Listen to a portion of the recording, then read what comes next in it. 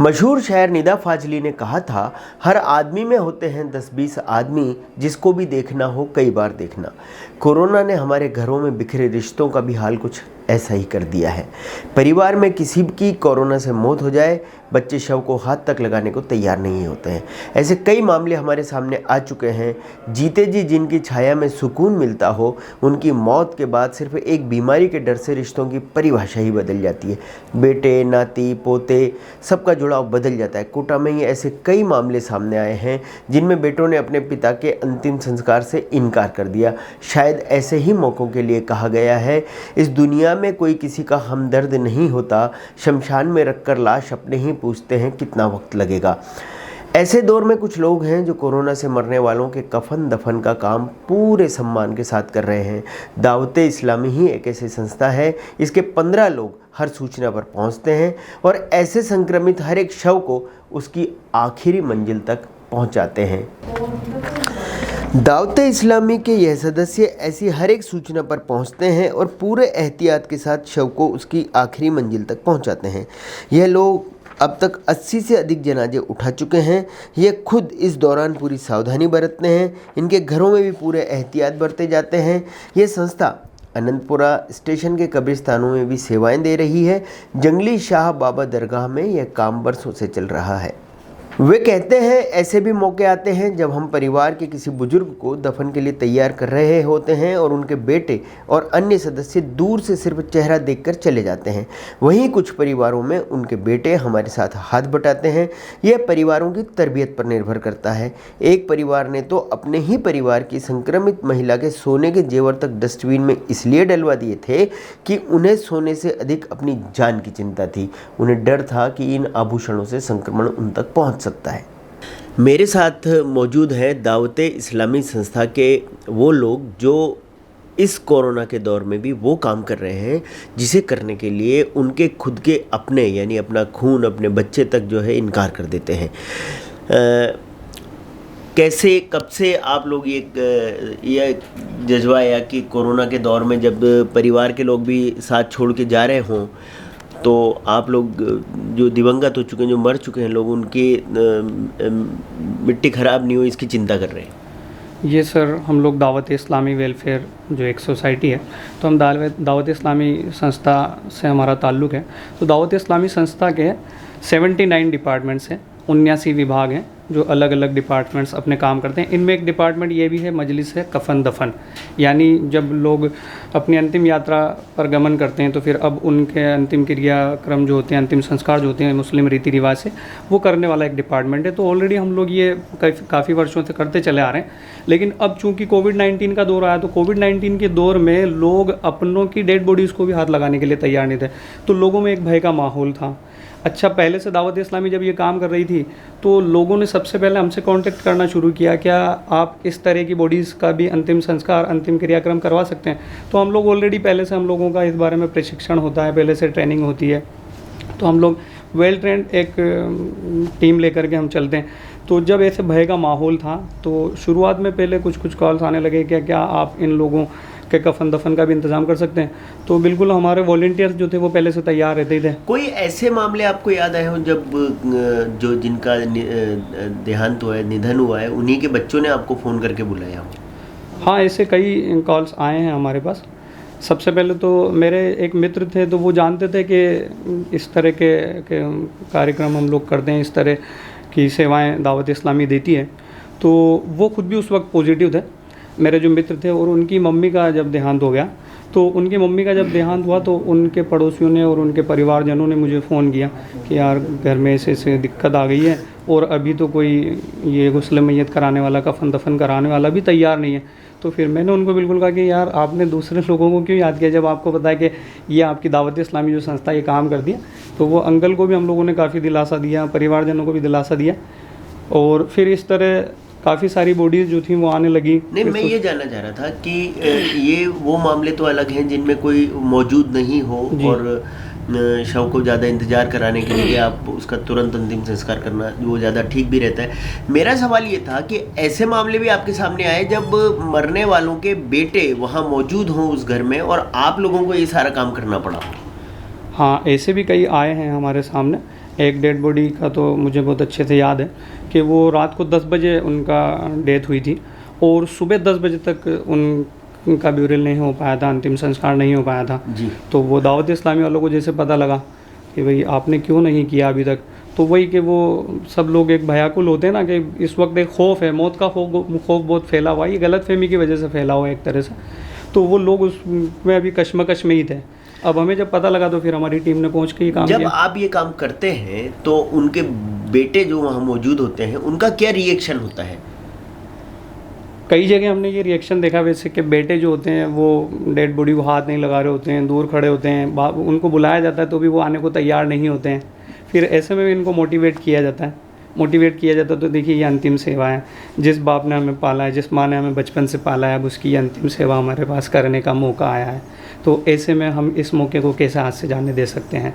तो फिर मोटिवेट जब करते हैं तो कुछ लोग साथ भी आ जाते हैं, कुछ लोग फिर होते हैं कि अब उनको भय होता है तो फिर हम लोग उनको इग्नोर करते हैं कि कोई बात नहीं, अब इनको रहने दीजिए, अपन ये सेवा पूरी करते हैं। डर नहीं लगता जब परिवार वाले पीछे हट जाते हैं ऐसी स्थिति में आप उन शवों का अंतिम संस्कार करते हैं? ये वैसे बहुत नेक काम है और रमज़ान के महीने में आप इसको कर रहे हैं तो ज़्यादा सवाब मिलेगा, लेकिन डर नहीं लगता? देखिए, हमारे जो दावत इस्लामी के कारकुनान है ना, अल्हम्दुलिल्लाह उनकी ये ट्रेनिंग होती है, हमारी ये तरबियत होती है कि हमें सिखाया जाता है कि जब भी कौम के ऊपर हमारे आए तो उनकी हमें खिदमत करनी है।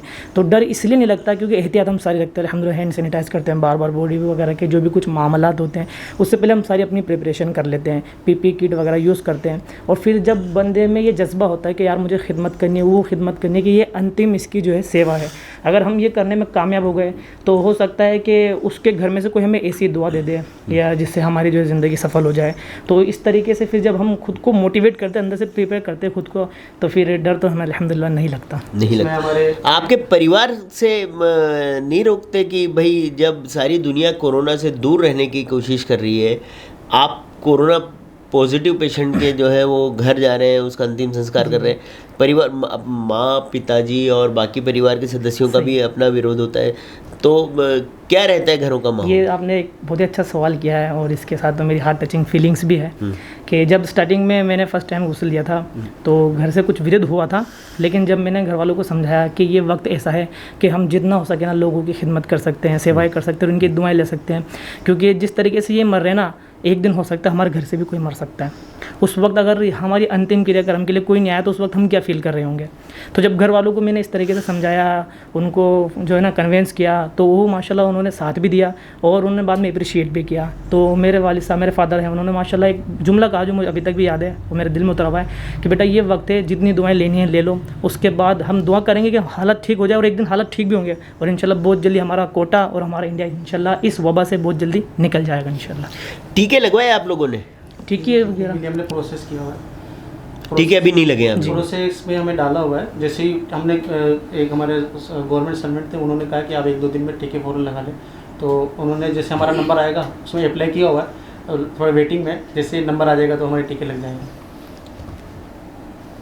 कोई और आपका अनुभव जो मतलब कहते हैं ना कि दिल में अंदर तक बैठ जाता है, जो ज़िंदगी भर याद रहता है कि परिवारों में आप गए और वहाँ के माहौल ने आपको हिला के रख दिया? सर अभी कुछ दिनों पहले एक मेडिकल कॉलेज से कॉल आया था, तो वो कॉल जो आया, उनके वालिद साहब का, पिताजी का इंतकाल हो गया था, वो रोते उसने कॉल किया, यानी ऐसा वो रो रहे थे कि मैं बहुत परेशान हुआ, मुझे ये डर है कि मेरे वालिद साहब के, मेरे पिताजी का जो इस्लाम के रीति रिवाज है उसके मुताबिक कैसे होगा। तो रोते रोते जब उन्होंने कॉल किया तो हमारे दिल में ये बात चुभ गई और कई लोगों ने वो ऑडियो भी सुनी, तो कई लोग मदद के लिए भी आ गया है और इस तरह से अल्हम्दुलिल्लाह अज़्ज़ा वजल इंडियन गवर्नमेंट्स की जो गाइडलाइन है उसके मुताबिक और जो इस्लाम की शरीयत है उसके मुताबिक फिर उनको मैयत को कफन दफन का इंतज़ाम किया गया। इसमें हमारे क्या गाइडलाइन है इस बारे में? हमें यही है कि सारी एहतियाती की जाए, हम पीपी किट पहनते हैं, फिर सैनिटाइज़र का इस्तेमाल करते हैं और जितना दूरी हो सके बिल्कुल हम, यानी सब वहाँ पे भीड़ भी इकट्ठे नहीं होने देते, 2 लोग होते हैं वो पूरे एहतियात के साथ इस्तेमाल करते हैं और पूरा इंतज़ाम उसका करते हैं। कभी ऐसा भी हुआ कि अस्पताल से सीधे आप वहाँ कब्रिस्तान लेके गए हों? हाँ, अब ऐसा ही हो रहा है अक्सर, क्योंकि हमने एक रिलीफ सेंटर बनाया है कि ताकि घरों में अब थोड़ा सा ले जाने से एहतियात भी करते हैं और एहतियात भी फिर हमने जो जंगली शाह दरगाह है वहाँ पे एक सेंटर बनाया है वहाँ पर मैयत को डायरेक्ट ले आते हैं और वहाँ पे पूरा इंतजाम आते हैं, सैनिटाइज़र और पूरी एहतियातों के साथ। परिवार के लोग भी वहीं आ जाते हैं। परिवार के लोग भी वहीं आ जाते हैं। अब जैसे कोटा के अतराफ़ के भी लोग हैं, बड़ौद हैं, इधर से कुछ अतराफ़ के गांव के लोग हैं, कैथून है, वो लोग भी यहीं ले आते हैं और उनको वहीं इंतज़ाम पूरा हो जाता है और वहीं कब्रिस्तान में उनको दफन कर दिया जाता है। एक में बहुत प्यारी बात हमारे जो आखिरी नबी प्यारे आका सल्लल्लाहु अलैहि वसल्लम ने उन्होंने इरशाद फरमाई, जो ये हमें एक उत्साह दिलाती है कि आपने इरशाद फरमाया कि जो किसी मैयत को नहलाए, कफन पहनाए, खुशबू लगाए, जनाजा उठाए, नमाज़ पढ़े और जो कमी जो नाकिस बात नज़र आए उसे छुपाए, वो अपने गुनाहों से ऐसा पाक हो जाता है जैसा जिस दिन माँ के पेट से पैदा हुआ था। क्योंकि अब ये इतनी बड़ी फजीलत है कि यानी उसके सारे गुनाह माफ़ हो जाते हैं। तो ये इतना बड़ा सवाब का भी काम है। तो मैं हमारे दीगर जो लोग हैं वो घबरा रहे हैं उनसे भी गुजारिश करूँगा कि एहतियात के साथ, एहतियात देखिए ज़रूरी है, जो हमें गवर्नमेंट ने गाइडलाइन दी है उसके मुताबिक हम एहतियात के साथ काम करेंगे और जो आखिरी काम है जो एक हमारे एक ज़िम्मेदारी भी है, हर एक की ज़िम्मेदारी है, वो करेंगे तो इंशाल्लाह हमें सवाब भी मिलेगा और लोगों की दुआ भी मिलेगी। तो मैं सबसे गुजारिश करूँगा कि इस भलाई के काम में आप भी हो सके तो और लोग भी जुड़ने की ख्वाहिश जता रहे हैं क्या? जी अल्हम्दुलिल्लाह। कई लोग ऐसे होते हैं कि आपके जो इसमें जैसे हमें कुछ पीपी किट भी लोग दे रहे हैं, कोई कफन दफन के लिए दे रहे हैं, कुछ गरीब लोग भी होते हैं तो वो भी इंतज़ाम करते हैं कि आप जो भी मदद हो सके हमसे ले लें। और कुछ लोग ये भी दे रहे हैं, अपना वक्त भी देने के लिए तैयार है कि हम भी अपना वक्त देंगे। माशाल्लाह ये जज्बा है लोगों का। हम ये अल्लाह ताला से हम दुआ करते हैं, रमज़ान का महीना जारी है, कि अल्लाह ताला इस वबा को हमारे हिंदुस्तान मुल्क से, पूरी दुनिया से इसका ख़ात्मा कर दें। और जो अभी बीमार है, इस बीमारी में मुब्तला है, अल्लाह ताला उनको मुकम्मल शिफा अता फ़रमाए। माह रमज़ान के सदक़े में अल्लाह ताला हम सबको हिफाजत और तमाम एहतियातें, मास्क का इस्तेमाल करना, सैनिटाइज़र का इस्तेमाल करना, ये चीज़ें भी एहतियात के साथ हमें करने की तौफ़ीक अता फ़रमाए। घर रहिए, सुरक्षित रहिए, आमीन बिकाई। आज के ज़माने में जब आप देखते हैं कि लोग तब किसी व्यक्ति की मदद करते हैं जब उन्हें उम्मीद हो कि वो व्यक्ति भी कभी उनकी मदद कर पाएगा, वरना लोग किसी दूसरे की मदद करने को तैयार नहीं होते हैं। लेकिन ऐसे में कुछ लोग ऐसे भी हैं इस शहर के अंदर जो दुनिया से जा चुके लोग, जो कभी उनकी मदद के लिए नहीं आएंगे, उनकी मदद के लिए भी तैयार रहते हैं। उनकी अंतिम यात्रा को निकालते हैं और पूरे सम्मान के साथ उनका अंतिम संस्कार करते हैं। तो कोरोना में जहाँ रिश्तों को लेके एक अलग परिभाषा सामने आई है, वहीं समाज सेवा को लेके भी एक नई परिभाषा सामने आई है, जिसे ये मेरे साथ बैठे हुए लोग पूरा कर रहे हैं।